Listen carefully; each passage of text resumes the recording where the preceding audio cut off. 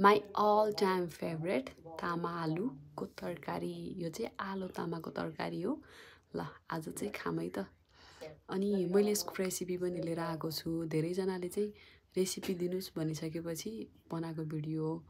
मैले तामालाई चाहिँ पहिला उसिन्न बसालेँ, आलु पनि त्यसमै राखेर थोरै टर्मरिक पाउडर राखेर त्यसपछि यसो मजासँग बोइल भइसकेपछि आलु पनि पाकिसकेपछि चाहिँ मजाले यसलाई निकाल्ने, धुने, आलु काट्ने, यताउता गर्नु पर्यो। अब कराही तताउनुपर्छ, तेल हाल्नुपर्छ, प्याज हाल्नुपर्छ भन्ने कुरा पनि म भिडियोमा भन्न चाहन्न। यति पनि थाहा नभएको मान्छेलाई म पकाउन सिकाउन सक्दिनँ के है। यति चाहिँ थाहा हुनु पर्यो तपाईँहरूलाई।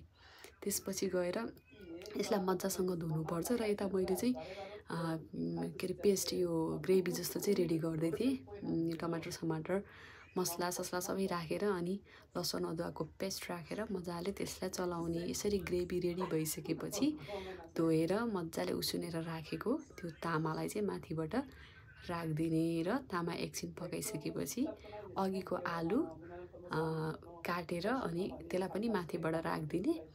अनि त ओइसी हुन्छ, एकदमै याम्मी भएको थियो, एकदमै मिठो भएको थियो। अनि माथिबाट हल्का धनिया छरिसकेपछि त लुक्स पनि राम्रो देख्छ अनि खाउँ खाउँ लाग्ने तरकारी भात रेडी भइहाल्यो। Thank you so